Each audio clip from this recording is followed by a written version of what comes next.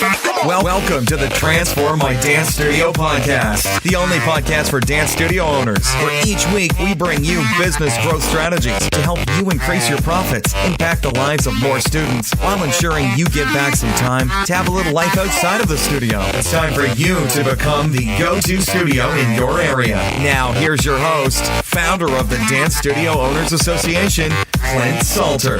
Hey there, Dance Studio owners. It's Clint here, and welcome to another episode of the Transform My Dance Studio podcast. Today's guest is the founder and owner of Angel Bows Dancewear. It's an Australian-based wholesale store who have over 14 years of experience in serving retailers and 11 years serving our friends, you guys, dance studio owners and teachers, with products and services that always having them come back in for more, which is great, which is all about relationship building. So can't wait to kind of dive into that with our guest. What once started as a simple home-based hair accessory business has now increased to specialize in dance costumes and dance wear. Angela is hands-on in the business and personally chooses her ever-changing range of designs in all shapes and sizes. Angela believes that the secret to her success and longevity is a highly personalized service with some help from behind the scenes from her family, which is important, and we're going to jump into that as well. So, Angela, thanks so much for joining us today. Thanks, Clint, for having me. It's quite exciting to be on a podcast for dance studios. They're quite new to the scene. Yeah. So great to kind of jump in. So tell us a little bit, in like 2 minutes, Angela, give us a snapshot of like you and your business and who you help and what you do. Okay, well, we're a wholesaler for starters, so we sell directly to dance studios. Retail is not our forte. Wholesale and studios is our forte. So we like to supply directly to studios as inexpensive as possible. I want to save customers money, and saving time saves money, and saving money saves time. Yeah, I agree. Exactly. So you've been in the business for quite a while now, I think 1990. And then you took the business, you've taken the business online and are kind of dealing with studio owners online as well. How was it kind of changing over from kind of an analog to a digital model? We went from what we thought would just start off as a bit of a hobby, to be honest, to begin with. But within the first 6 weeks, we actually had outgrown our GST limit and had to literally move into a full-time business. So I'm not very good at electronics, I will be honest to say, but I can recognise what I can and can't do, and I have a wonderful husband who works alongside me who looks for all the new technology that we need, runs our website for us, does all the accounts behind the scenes, and keeps us I'm not on Twitter yet, but I am on Facebook, and keeps me up to date with all the new technology that we need. So I recognise that while I can't do it, somebody has to do it for you to be successful. Yeah, I've got a question around that. So, you say that you work with your husband. How important has it been that you have someone in the business that understands that tech and digital side of things? Very important, because obviously it saves us a lot of money. Kevin and I have worked together since we started the business. He has supported me 100% in no matter what I want to do or expand or change or try. Even if it's not successful, he's still very supportive. And so you need that to make any business work, whether it be from a personal family member who does it, or maybe somebody that you pay. You have to have full trust in them to make it work, so that they know what you're talking about, I guess. Yeah, exactly. And so working with your husband, we've got lots of our studio owners that are listening that work with their partner or their sister. How do you make that work? I guess firstly from a business perspective, but then how do you kind of pack up at the end of the day and go and live, in commas, like, a normal life? Yeah, well, it is a tough one for most people. My husband and I do it really well, I guess, because we are in our mid years of life. We don't have quite the same, young child issues. We do have a 12-year-old son and grown children, so they've helped us along the way, to earn pocket money. And of course, no business would be successful without having good staff. And for the time being, we do have one excellent staff member who's been with me for about 5 or 6 years. And, I couldn't do it without her either. So at the end of the day, my husband and I each have our own jobs. So he does all the accounting, electronics, as we say, the paying all the bills for me or for us, and I do all the sales and the talking to the customers. So by dividing up what we do exactly, we're not crossing over. We're not having communication issues about who should be doing what. The other thing we also do is we do diarise every single thing we have, in front of us for the week or the fortnight or the month to make sure that we've planned exactly what we're doing. We don't want to have any double ups. We don't want to, find that we're both supposed to be in two different places. We do only have one car between us. So every single thing works together. So, yeah, we do get on really well. It is surprising after 11 years that we are still working together, but with very, very few issues at all. But it's all about planning and support. Yeah, I think one of the most important things you talked about there is each having your own individual roles and departments to look after. So you're not going in there saying to him, getting into the finances, saying, hey, what's going on here and blah, blah, blah, or going into the technology, and he's not coming in saying, let me talk to that customer. Correct. You know what I mean? Yeah, which I think is the most important thing, is being able to have, being really able to separate that. That is. And we actually, when we do talk, we talk a lot about the business. We actually thoroughly enjoy coming to work. We like working for ourselves. The best industry is the dance industry because people do work for themselves. You get to, change things and do things the way you wanted to do, the way you want to do them. Sure. You're working on your own time frame, not on somebody else's. But at the same time, you must be motivated. Like I'm a very motivated person. I don't just go, oh, look, I don't have to go to work today. I can stay at home. And many weekends I work on the weekends as well because that's the type of industry that it is. So I know exactly where these teachers are coming from. It is long hours. It is a time poor industry. But organisation is the skill, really. Yeah. Yeah, I love it. It's great. You mentioned staff as well. You've probably learned a lot over the many years that you've been running this business. For our studio owners who are maybe new, to the industry, or maybe are looking for great staff now, what's kind of your recruitment process, and what do you really look for when you're employing great staff members that will stay with you for a long time? I think probably there's a bit of a difference between the staff that I would be looking for and what dance studios are looking for. Yeah, of course, but just but in terms of the qualities and the process. Loyalty definitely is an initiative. I do think studio owners have to allow their teachers to take on some responsibilities and some initiative. So there is got to be, a give and take between the teachers and the studios. I do hear how a lot of my customers do tell me how they have staffing issues, and then others have no staffing issues. So it's really about picking people or employees that work well with your personality. So if something doesn't work, it's just best to part ways on friendly terms than to, drag it down and make it, an unhappy workplace, I guess. Yeah, for sure. How do you kind of keep a place that has positive culture, great conversations? Have you got any kind of tips around how you, have a great work environment? I guess we joke a lot. When we're busy and super busy, we get down, heads down, bums up. But when we're, it's not so busy, then we're happy to do a little bit of, joking around and, making fun of some of the costumes and putting on some of the hats and, and I don't know, we just joke around from time to time and just having a good conversation, I guess, about what we've done on the weekend. So we allow sort of like, maybe the first 10 or 15 minutes to get that chatter out of the way and then what we have to do. Yeah. Yeah. Super. Socializing. I think sometimes socializing too between the owners and the studios can be a good thing too. you work with people every day. You're working with long hours. You need to get along with these people. Yeah. Oh, for sure. For sure. It's important. We spend more time at work than we do, with our partners and our loved ones. It is a hard task.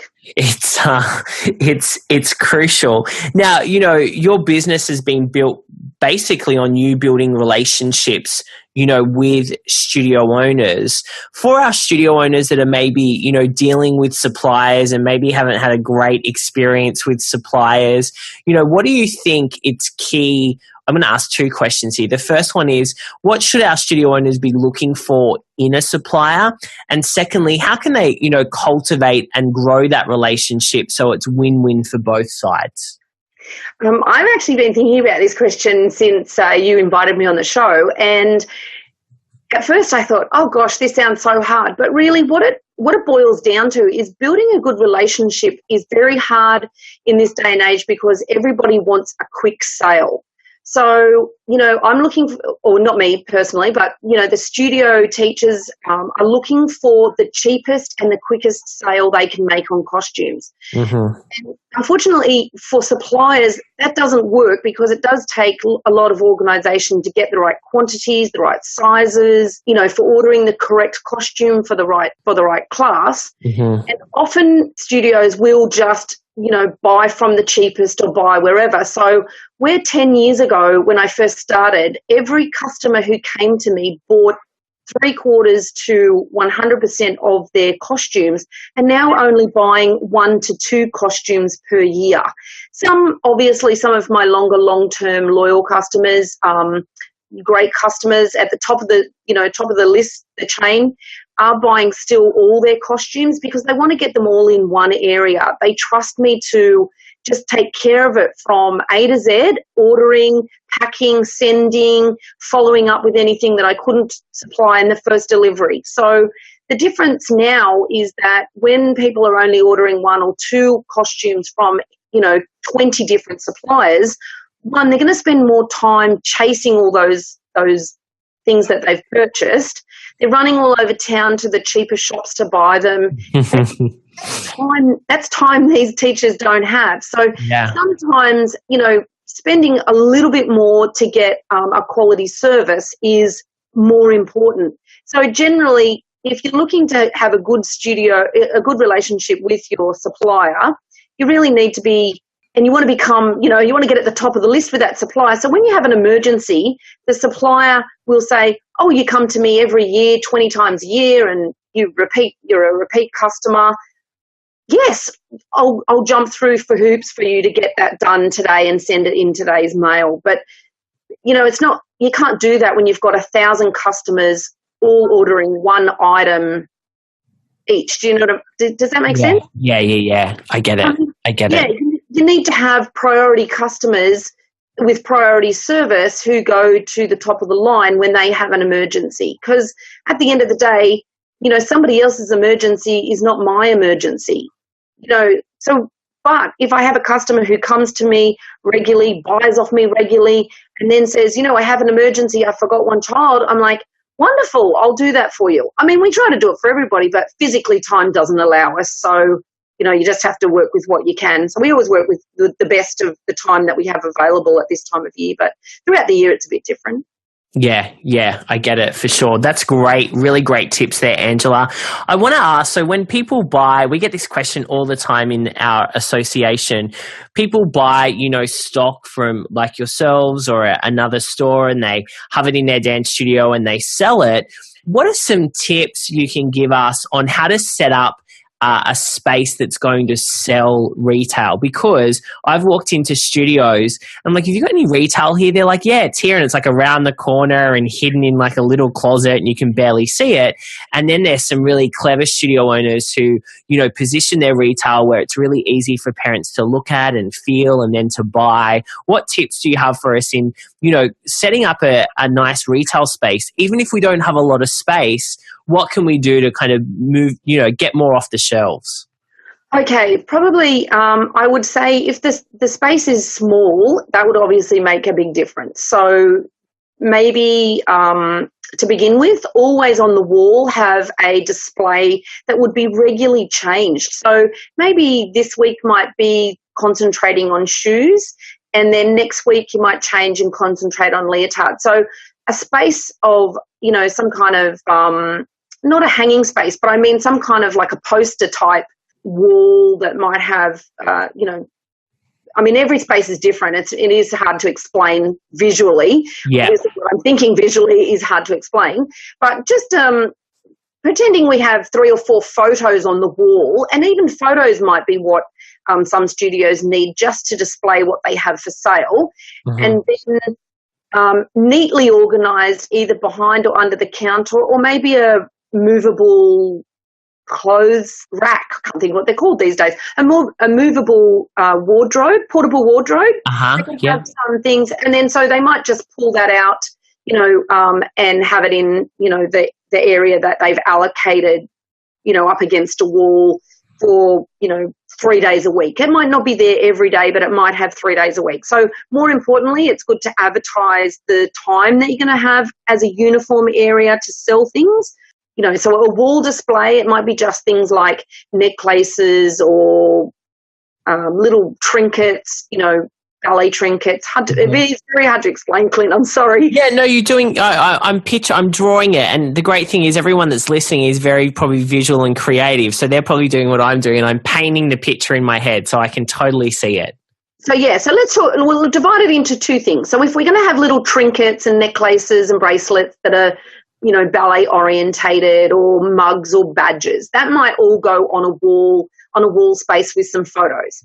So then if you have more of a space, then obviously organised, tidy, sizes. And I'm going to say to that, the second is a person in charge to do the sales. I really think that you can't sell anything while the receptionist is trying to, take money and for dance classes and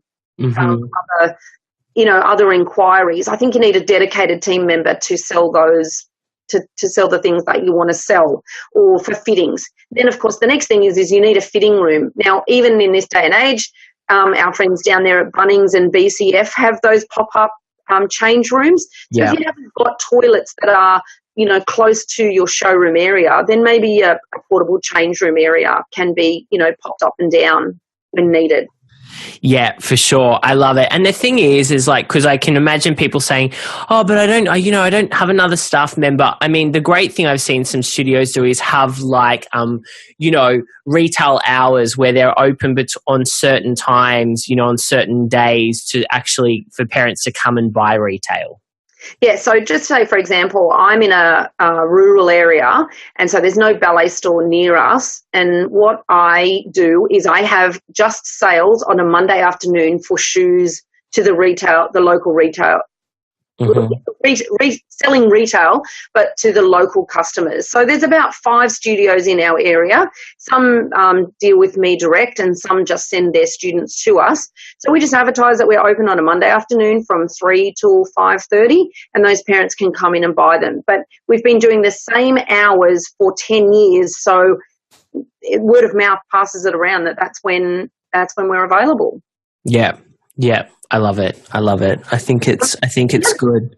Probably one last thing is you could probably attach to your own website to their website a small retail sales not a catalog, a online shop, and sell sizes through that. So so that's another way to get some sales through technology. Yeah. What great tips. Thanks for sharing that, Angela. Really, really helpful.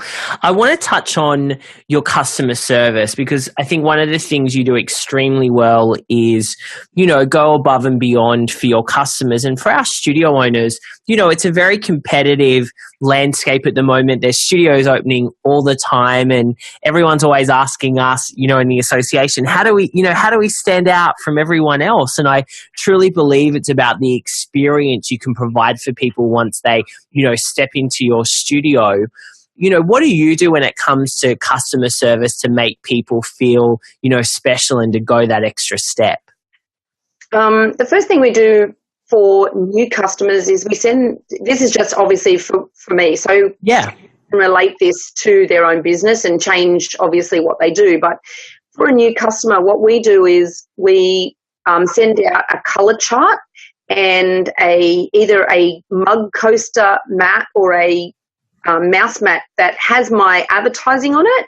So when the studios are trying to place orders or they're looking online or they're doing it, my logo and my phone number and my website is in their face on their desk every day. So that will help to remind them that I'm here to help them. So that's the first thing. The second thing is I answer my emails and my Facebook messages within, I'd say, 10 to 30 minutes. Oh, wow. Yeah. Every single email would not sit in my inbox for more than 1 hour, I would say. I mean, obviously, I'm sitting at my desk most of the time, so a lot of the time I don't do invoices until after 3 o'clock when dance teachers go off to teach. So I'm starting my day basically twice. So I work on the computer from 9 till 3, and then I start again on the computer either at work at the office, or I go home and I make invoices after hours so that they're ready for the staff to pack in the following morning. So it is a process. It's very interruptive to just jump up and down constantly looking for stock for people. But if that's what we have to do, that's what we have to do. But generally, as a rule, we sort of do it. We sort of take all the orders and make all the inquiries. I've got an excellent memory, so I know a lot of what we have in stock, but of course it's at my fingertips on the website. Or on the Facebook pages, I do carry the stock quantities there so that even I can look for those things. So providing all the information in the first go is very important. Like, people don't want to be looking everywhere for it. The faster they can get their hands on the piece of information, that's who they're going to go with, basically, at the end of the day, is who they can find, the information with first. So replying to emails, replying to Facebook, giving the information that the customers want. And quite often, if I can't give them what I want, I will help them with an alternative. Have they thought of doing this? If I can't supply it at all, I will sometimes offer where they can find it. Or we're starting to actually use our YouTube channel more. Which of course my husband helped me with.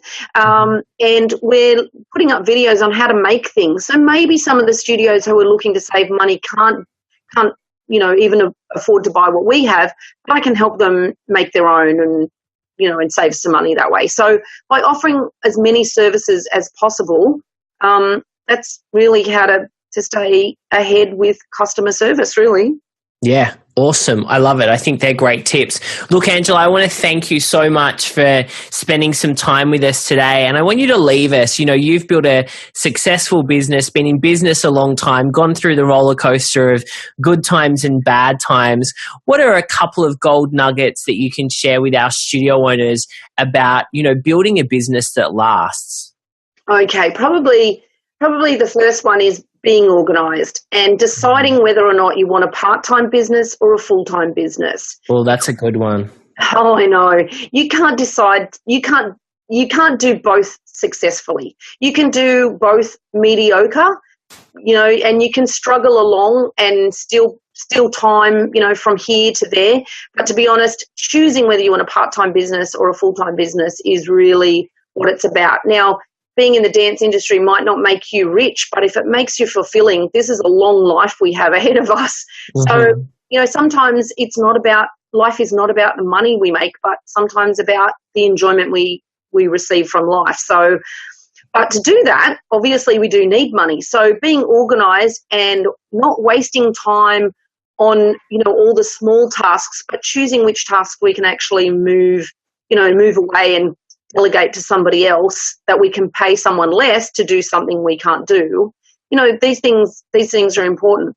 And the last but not least, I think the most important thing is, in this industry there are now so many suppliers and so many dance schools. It's not what you do right, but it's how you do it, or how you correct a problem that stays in people's minds.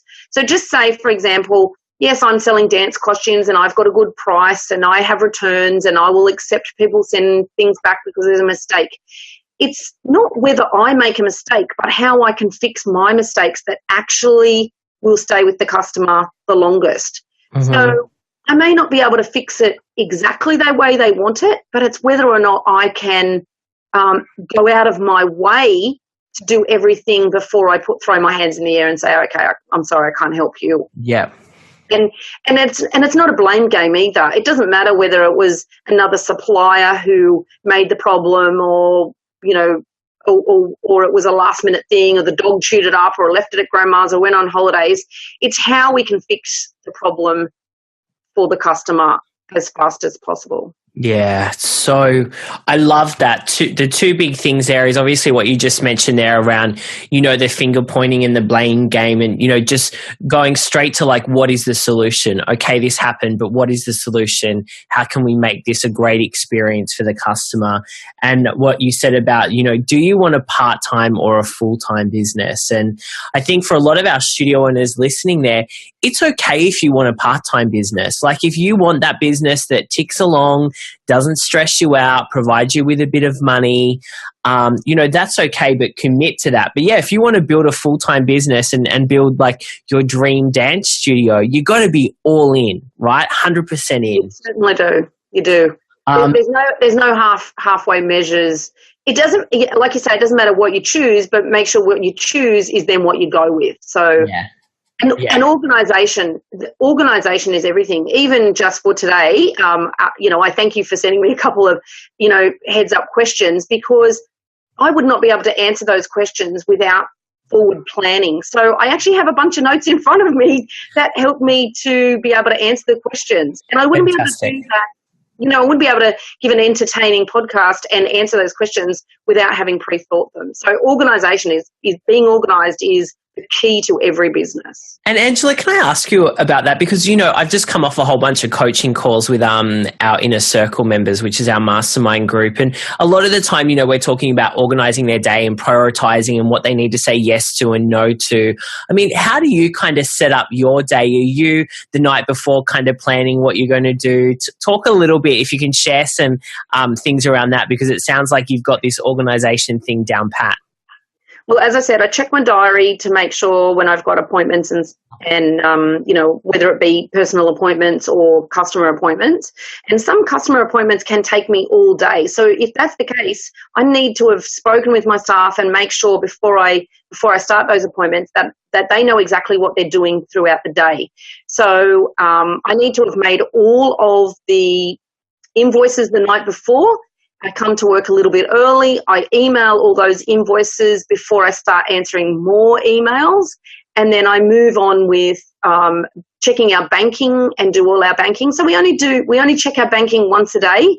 So if it doesn't come in, if payments don't come through on today's banking, it will generally have to be left until the following day, because you can't be, jumping up and down, checking the bank every 10 minutes for a payment. Somebody's paid, because you do need some processes in place. It just doesn't, fall together, unfortunately. And we are talking about busier times of the year. During the earlier months when it's not so busy, yes, I can, do lots of things differently. But when it is busy, so basically I do have the invoices pre-done ready. I then email them from work when I get to work. I then check my banking, organise all those things to go out. We pack all the orders to go out, and I just continuously check stock for customers and answer their queries in their Facebook throughout the day. And after 3 o'clock, when all those inquiries have died down, then I get on with starting to make the invoices for the following day and check stock.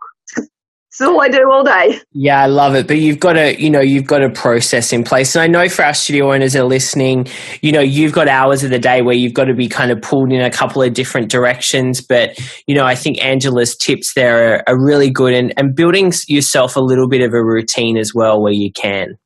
Definitely. Well, Angela, I've really, really enjoyed talking to you. I want to thank you so much for sharing your nuggets of wisdom. Where can our studio owners go to find out more about your business? Okay, well, of course, we have a website, and that's www.angelbows.com.au. That's angelbows.com.au. We have a YouTube channel, and that's Angel Bows Dancewear, all one word. where we have clips. And, of course, we have Facebook pages in Angel Bo's Dancewear. So Awesome. you can also find us on Dance Teachers Inc. page on Facebook and on the Trip Costume page. Awesome. Well, thanks for sharing that. We'll put all of those in the show notes. And yeah, thanks again for joining us on the podcast, and wishing you all the best. Thank you, and I hope to come back in another couple of months. Yeah, that'd be great. We'd love to talk to you again. All right, look forward to it. Thank you. Thanks, Angela. Thank you for joining us today. For all the resource links from the show and to receive access to our free dance studio growth training, make sure you visit transformmydancestudio.com.